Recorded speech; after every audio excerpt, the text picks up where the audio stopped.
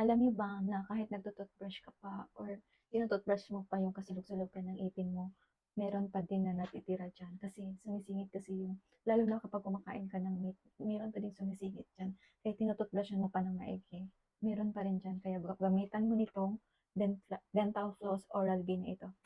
Matagal ko na 'tong ginagamit, guys. Ito talaga yung gamit ko kasi after ko kumakain, kahit nagto-toothbrush pa ako, meron talagang naiiwan na mga pagkain or meat na naiiwan sa ipin natin kasi yung mga ipin natin, maano kasi ito eh, yung nagdikit-dikit tapos meron talaga yung sumusok-sok dyan. So, gamitan nyo nitong dental floss, guys.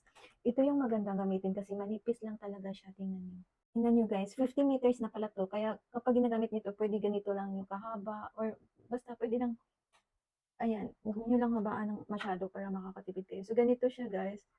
Super thin talaga niya. Kaya ayan, super thin niya, guys. Tapos ang gagamitin niya, igaganon niya lang. Igaganon. Tapos menthol din to. Maganda to kasi may mint siya. So, ayan. So, tulungan, lalong-lalo na sa mga bata, hindi yan nagtututbrush ng maigi. Kaya pag gamitin nyo nitong dental floss na to, guys, matagal tong maubos kasi 50 meters, tapos ganito lang yung gagamitin mo. So, sa akin, umaabot to siya ng 2 to 3 months. Ayan, every evening ko lang siya ginagamit after dinner. Kasi ayaw ko nang natutulog na may ano dyan. So, ayan guys, ilagay ko lang yung link dyan sa yellow basket.